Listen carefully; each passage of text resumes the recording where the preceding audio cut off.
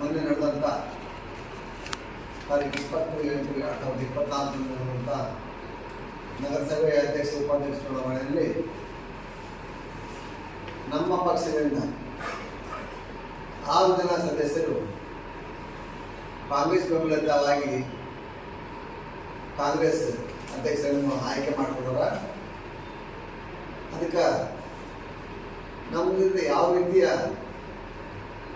ಅಭ್ಯಂತರ ಇಲ್ಲ. ಆದರೆ ಅವರು ನಿನ್ನೆ ಯಲ್ಲಪ್ಪ ಪೂಜಾರಿ ಅವರು ಮತ್ತು ಶಾರದಾಬಾಯಿ ಪತ್ತಾರ ಅವರು ಮತ್ತು ಎಲ್ಲರೂ ಸೇರಿ ಶರಣಪ್ಪ ಅಮರಾವತಿ ವಿಠ್ಠಲ ಚಕ್ಕ ಎಲ್ಲರೂ ಸೇರಿ ಒಂದು ಸ್ಪಷ್ಟೀಕರಣವನ್ನು ಕೊಟ್ಟರು. ಅವರು ಸನ್ಮಾನ್ಯ ಶ್ರೀ ಮಾಜಿ ಶಾಸಕರಾದಂಥ DG ಪಾಟೀಲ್ ಅವರನ್ನು ನಮ್ಗೆ ವಿಶ್ವಾಸಕ್ಕೆ ತಗೊಂಡಿಲ್ಲ ಅಂತ ಹೇಳ್ಕೊಂಡು, ವಿಶ್ವಾಸಕ್ಕೆ ತಗೊಂಡಿಲ್ಲ ಅಂತ ಯಾವ ಮಾಧ್ಯಮ ಹೇಳ್ತಾರೆ ಅದು ಅವ್ರಿಗೆ ಗೊತ್ತು. ಮತ್ತೆ ಅವರವರ ವಾರ್ಡ್ನಲ್ಲಿ ಶರಣಪ್ಪ ಅಮರಾವತಿ ವಾರ್ಡ್ನಲ್ಲಿ 50ರಿಂದ 1 ಕೋಟಿ ರೂಪಾಯಿ ಕೆಲಸ ಆಗಿದೆ. ಈಗ ಸದ್ಯ ನಡೆದವ ನೋಡ್ಬೋದು ನಾವು. 2 ರೋಡ್ ಡ್ರೈನೇಜು, 3 ರೋಡ್ RCC ಕನಕನಗರದಾಗ. ಆನಂತರ ಯಲ್ಲಪ್ಪ ಪೂಜಾರಿ ಅವ್ರ ವಾರ್ಡ್ನಾಗ ಹೋದ ಸರ್ತಿ ಬಂದಾಗ ಟಿಪ್ಪು ಸುಲ್ತಾನ್ ಸರ್ಕಾರದಿಂದ ಕೇಶವ ಸ್ಕೂಲ್ವರೆಗೆ 84 ಲಕ್ಷ ರೂಪಾಯಿ ಕೊಟ್ಟಿಸಿ RCC ರೋಡ್ ಮಾಡಿಸಿದ್ರು. ಅದು ಯಲ್ಲಪ್ಪ ವಾರ್ಡ್, ಪೂಜಾರಿ ವಾರ್ಡ್. ಅದು ಆ ನಂತರ ನಮ್ಮಲ್ಲಿ 24/7 ಮತ್ತು ಡ್ರೈನೇಜ್ ಬಂತು. ಆ ರೋಡ್ ಎಲ್ಲ ಅಲೇಟ್ ಆಗೈತಿ, ಏನು ಮಾಡಿ ಅಂತ ಎಲ್ಲ ಕೂಡಿ ಯಲ್ಲಪ್ಪ ಸ್ವತಃ ಬಂದು ಹೇಳಿದಾಗ, ಯಲ್ಲಪ್ಪ ಹಿರಿಯರು ಬಂದು ಹೇಳಿದಾಗ, ಅಲ್ಲ ಮನೆ ಮಾಡ್ತೀವಿ, ಏನು ಮಾಡ್ತೀವಿ ಅಂತ ಎಲ್ಲ ಮಾತಾಡಕ್ಕೆ ಬಿಟ್ಟಿದ್ರು. ಆಚೆ ಹೇಳಿದ್ದು 1 ಕೋಟಿ 5 ಲಕ್ಷ ರೂಪಾಯಿದಾಗ ಆ ರೋಡ್ ಮತ್ತೆ ಹೊಸದಾಗಿ RCC ಏನು ಮಾಡ್ತೀವಿ. ಮತ್ತೆ ಇವತ್ತಿಗೆ ತಾವು ನೋಡ್ಬೋದು. ಮತ್ತೀಗ ಅವರು SC/ST ವಾರ್ಡ್ನಲ್ಲಿ ಬಂದಂಥವು ಎಲ್ಲ ಕೆಲಸವನ್ನು ಮಾಡಿಕೊಟ್ಟಾರ. ಹಾಗೂ 1 ಕೋಟಿ ರೂಪಾಯಿ ವೆಚ್ಚದಲ್ಲಿ ಮಹಾಂತೇಶ್ ಕಲ್ಲೂರ್ ಅಂತ ಇಂಜಿನಿಯರ್ ಇದ್ರು. ಆ ಇಂಜಿನಿಯರ್ ಇದ್ದಾಗ 1 ಕೋಟಿ ರೂಪಾಯಿ ತಂದು ಕೇಸಿ ಯಶೋರಿಂದ ಹಿಡಿದು ಅವರ ವಾರ್ಡಿನವರಿಗೂ ಒಂದು ಹಾರ್ಡ್ ವರ್ಮ್ ಹಾಕಿಸಿ ಒಂದು ಬ್ರಿಡ್ಜ್ ಅನ್ನು ಮಾಡ್ಯಾರ, ದೊಡ್ಡ ರೋಡ್ ಮಾಡ್ಯಾರ. ಇಷ್ಟೆಲ್ಲ ತೊಗೊಂಡು ಕೇಸಿ ಅವರು ಮತ್ತೆ ನಮ್ಗೆ ವಿಶ್ವಾಸ ತಗೊಂಡ್ರೆ ಅಂದ್ರೆ ಇದು ಯಾವ ಮಾತು?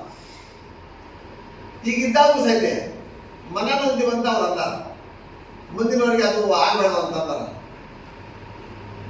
ನಮ್ಗ ನಾವಿದ್ದಂತ ಎಲ್ಲ ಸದಸ್ಯರು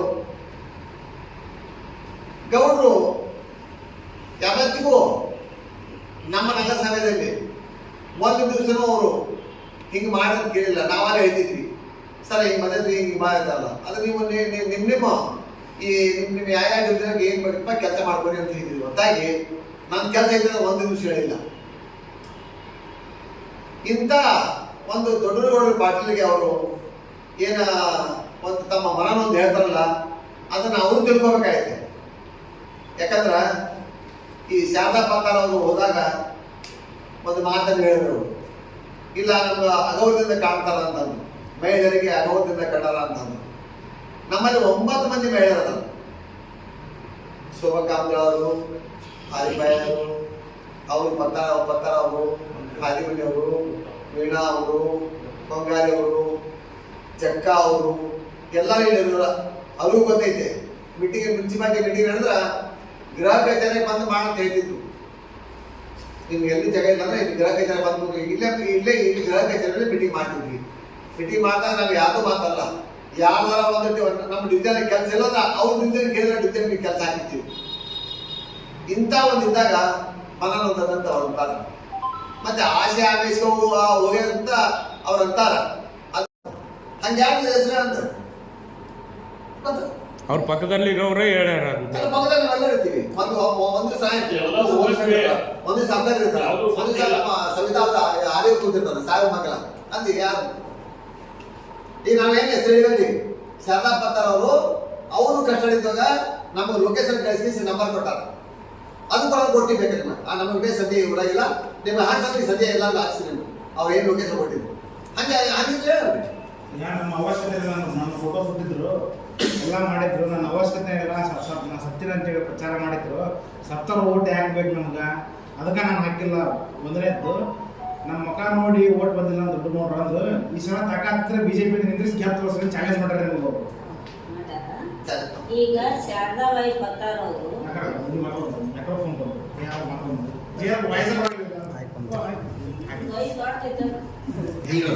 ಸೋದರರಿಗೆ ನನ್ನ ನಮಸ್ಕಾರ. ನಿನ್ನೆ ಪೂಜಾರಿ ಯಲ್ಲಪ್ಪ ಅವರು ಅಥವಾ ಶಾರದಾ ಪತ್ತಾರ್ ಅವರು ಒಂದು ಸ್ಪಷ್ಟೀಕರಣ ಅಂದ್ರು. ಸ್ಪಷ್ಟೀಕರಣ ಕೊಡೋಂಥದ್ದು ಅವಶ್ಯಕತೆ ನಾವು ಯಾರು ಏನು ಅಂದಿದ್ದಿಲ್ಲ, ತಾವೇ ಸ್ಪಷ್ಟೀಕರಣ ಅಂದ್ರು. ಯಾವ ವಿಷಯಕ್ಕೆ ಸ್ಪಷ್ಟೀಕರಣ ಕೊಟ್ಟರು ನಮ್ಗೆ ಗೊತ್ತಿಲ್ಲ. ನಾವ್ ಏನಾದ್ರೂ ಅವ್ರಿಗೆ ಅಂದಿದ್ವಿ ಅಂದ್ರೆ ಅದಕ್ಕೆ ಸ್ಪಷ್ಟೀಕರಣ ಅನ್ಬೋದಾಗಿತ್ತು. ಅವರು ಪಕ್ಷ ಬಿಟ್ಟು ಹೋಗ್ಬೇಕಾದ್ರ ಒಂದು ಪಕ್ಷ ನಿಷ್ಠೆ ಅವರಲ್ಲಿಲ್ಲ. ಮೊದಲು ನಮಗ ಪಕ್ಷ ನಿಷ್ಠೆ ಇರಬೇಕು, ಆಮೇಲೆ ಶಾಸಕರ ಮೇಲೆ ನಂಬಿಕೆ ಇರಬೇಕು. ಅವರಲ್ಲಿ ಯಾವುದೂ ಇಲ್ಲ. ಪಕ್ಷ ಬಿಟ್ಟು ಹೋಗ್ಬೇಕಾದ್ರ ಆ ಪಕ್ಷದಲ್ಲಿ ಇದ್ದಂತ ಸಿದ್ಧಾಂತಗಳನ್ನ ನಾವು ತಿಳ್ಕೊಂಡು ಅಲ್ಲಿ ನಾವು ಅದು ಪಕ್ಷ ನಮಗ ದ್ರೋಹ ಬಗ್ದೈತಿ, ಆ ಪಕ್ಷದಿಂದ ನಮಗ ಅನ್ಯಾಯ ಆಗೈತಿ ಅಂದಾಗ ಅದನ್ನ ಪಕ್ಷ ರಾಜೀನಾಮೆ ಕೊಟ್ಟು ನಾವು ಹೋಗಂತದ್ದು ನಮ್ಮ ಧರ್ಮ. ಆಮೇಲೆ ಶಾಸಕರಿಂದ ನಮಗ ಮನನೊಂದು ಬಂದಿವಿ ಅಂತ ಅವ್ರು ಹೇಳ್ತಾರಲ್ಲ, ಶಾಸಕರಿಂದ ಮನನೊಂದು ಬೇಕಾದ್ರೆ ನಾವು 22 ಮಂದಿ ಸದಸ್ಯರಿದ್ವಿ. ಅಲ್ಲಿ 22 ಮಂದಿ ಬಿಟ್ಟು ಒಬ್ಬರಿಗೆ 6 ಮಂದಿಗೆ ಮನನೊಂದು ಅಂತ ಕೆಲಸ ಏನು ಮಾಡಿದ್ರು ಶಾಸಕರು? ನಾನು ಅಧ್ಯಕ್ಷತೆ ಇದ್ದತ್ನ್ಯಾಗ ಮಂಜು ಶೆಟ್ಟರ್ ಇರ್ಬೋದು, ಗುರಮಣ್ಣರು ಇರ್ಬೋದು, ನಾವೆಲ್ಲರೂ ಅಧ್ಯಕ್ಷರು ಇದ್ದತ್ನ್ಯಾಗ ಎಲ್ಲರಿಗೂ ಸಮನಾಗಿ ನಾವು 22 ಜನನು ಸಮನಾಗಿ ನಾವು ಅಲ್ಲಿ ಕೆಲಸ ಹಂಚಿಕೆ ಮಾಡಿದ್ವಿ. ಆಮೇಲೆ ಕೋವಿಡ್ ಒಳಗೂ ಎಲ್ಲರಿಗೂ ಸಮನಾಗಿ ಕೆಲಸ ಹಂಚಿಕೆ ಮಾಡಿದ್ವಿ. ಬಂದಂತ 3 ಲಕ್ಷನೋ 10 ಲಕ್ಷನೋ ಎಷ್ಟೇ ಬರಲಿ, 1 ಲಕ್ಷ ಬಂದ್ರೆ 2 ಡಿವಿಷನ್ ಹೆಚ್ಚು ಕಡಿಮೆ ಕೆಲಸ ಎಲ್ಲಿರುತ್ತೋ ಅದನ್ನ ನೋಡಿ ನಾವು ಕೆಲಸ ಮಾಡಿದ್ವಿ.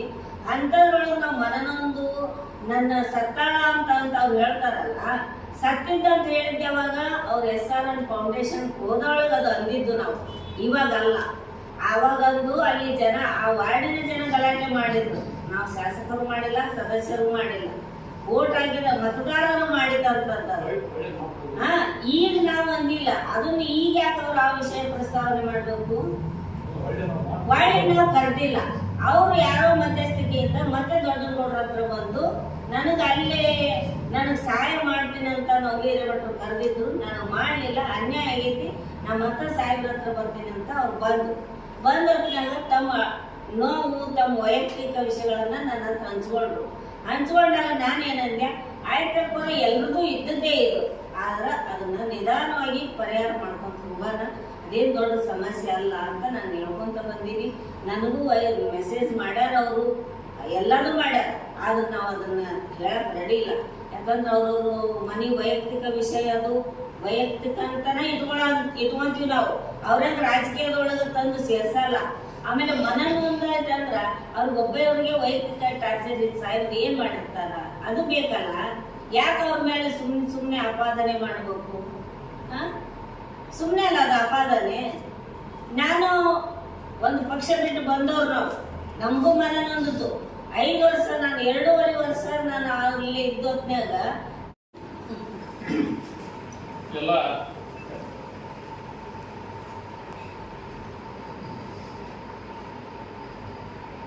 ಎಲ್ಲ ದೃಶ್ಯ ಮಾಧ್ಯಮದ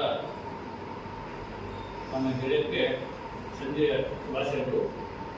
ನಿನ್ನೆ ದಿವಸ ನಮ್ಮ ಜೊತೆ ಇರುವಂಥ BJP ಪಕ್ಷದಿಂದ ಈಚೆಯಲ್ಲಾನೆ ಕಾಂಗ್ರೆಸ್ಗೆ ಹೋಗಿ ಕಾಂಗ್ರೆಸ್ಗೆ ಬೆಂಬಲ ಸೂಚಿಸಿರುವಂಥ ನಮ್ಮ ಸದಸ್ಯರು ನಿನ್ನೆ ದಿವಸ ನಮ್ಮ ಮಾಜಿ ಶಾಸಕರು ದೊಡ್ಡಗೌಡ ಪಾಟೀಲ್ ಅವರ ಬಗ್ಗೆ